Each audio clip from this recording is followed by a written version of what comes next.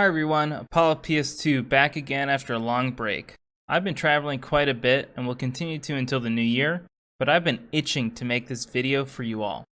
The support on the channel here as well as on Twitch has been awesome, so I'd like to thank everyone for watching and subscribing.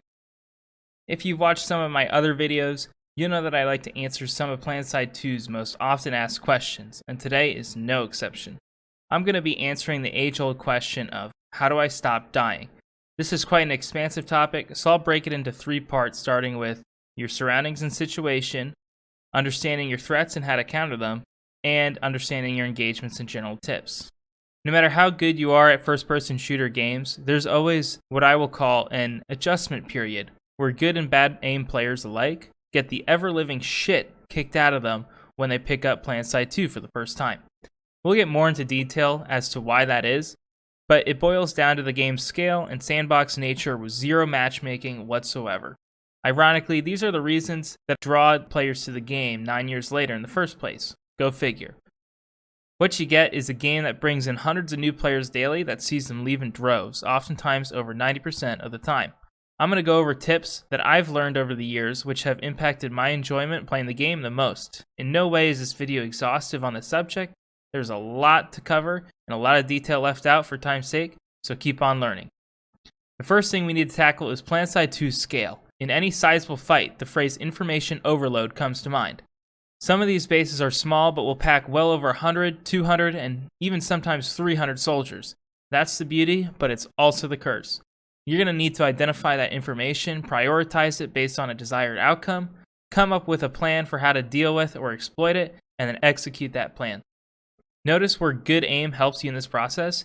Yep, that's right, only the last step. And sure, these steps are true for any first-person shooter, but in Planetside, the first 3 steps are much harder to complete, which is what we'll work on here today. You first need to actually be aware of surrounding information, which is why spotting using your Q key is critical in this game. The expectation is that you and your fellow soldiers are all spotting enemies when engaging or running by them. This makes keeping track of things much easier. A good tip in general for aiming is to try to aim down sights whenever possible, but get in the habit of also pressing Q as you aim down sights on a target. Also, spot enemy infantry and vehicles by just looking in their general direction from afar and pressing Q as well, even if you don't plan to fire their way. Spotting a gal drop coming from afar, and better yet calling it out in proximity chat for all to hear, is extremely underrated team play. Spotting is how you and your teammates get fed information. There won't always be a motion spotter or other sources of recon to rely on. However, the most important part is to actually use that information. Now, this is going to be hard for folks, but the minimap is honest to God the most important part of your screen while playing Planetside 2. Yes, you heard that right. It is more important than the center of your screen, where you're actually trying to shoot people. The reason why that is that your minimap are your eyes behind your head, your wall hacks, etc. Every bullet fired from non-suppressed weapons lights up the minimap. Every little bit of recon information is shown there, and you can often track your enemy's movements to know when they are pushing you or running away. You absolutely need to get in the habit of using the minimap right this second. Keep an eye on these clips and see how I use the minimap to tell where my enemies are moving and how to counter them. Things I like to point out is that you can enlarge the minimap by using your H key to see faction pop percentage in the hex or territory you are currently in.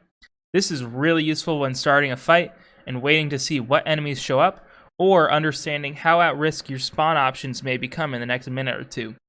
Now, after the next video in this series, you'll know how to spot a threat, assess your ability to deal with it, but also have the option to back off behind cover and observe what they do next. And finally, plan accordingly to enter an advantageous position. It really is a game of cat and mouse a lot of the time. You just haven't ever noticed that because you've always been trying to nibble cheese, whether that be getting to a capture point or overloading a generator while somebody else stalks you as prey.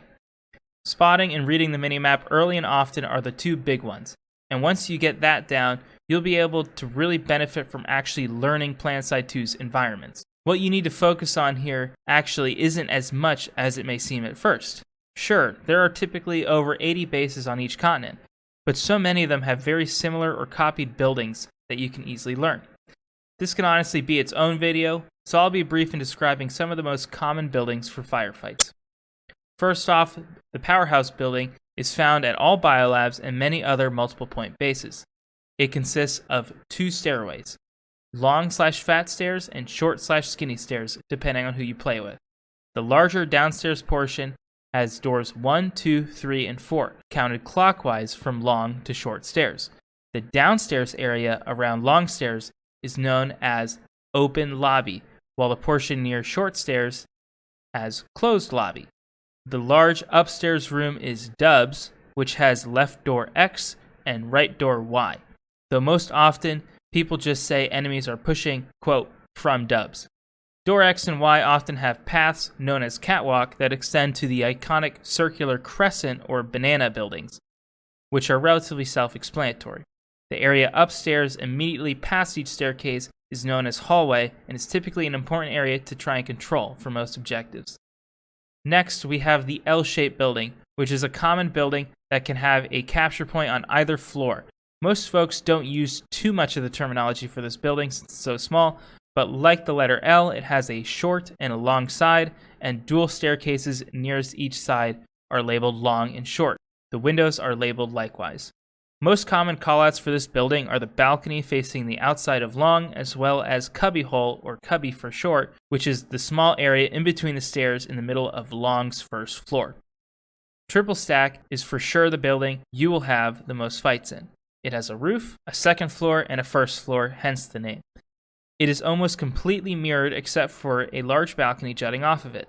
The best way I've found to communicate is by referring to anything leading toward or near the balcony as open and the rest as closed. Knowing that and going from top to bottom, we can assign open roof, open and closed roof stairs, simply open and closed referring to the second floor areas, and corners of those second floor areas as open/closed cubbies.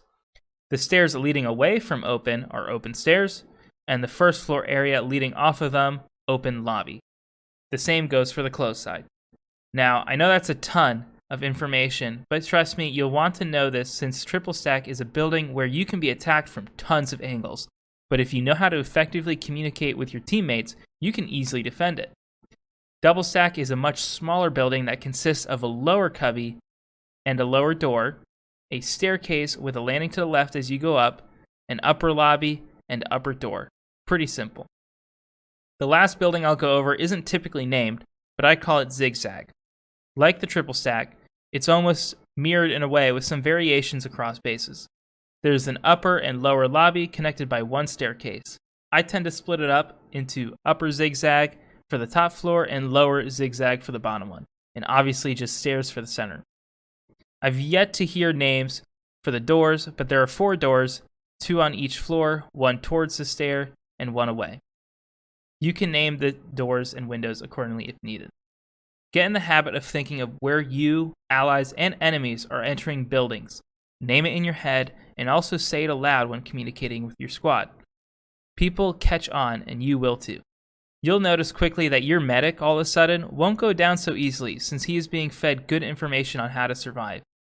You'll also notice that you'll be positioning yourself in the best possible spot to defend or push an objective, and that you can eventually expect to hold back more population than what your faction is providing to a fight. In the next video of this series, I'll be going over threats you must be wary of, how you may stack up against them, and the best ways to either tip the balance in your favor or avoid them while getting to your objective. Stay tuned and hit that subscribe button because there is still lots to share. Until then, happy holidays.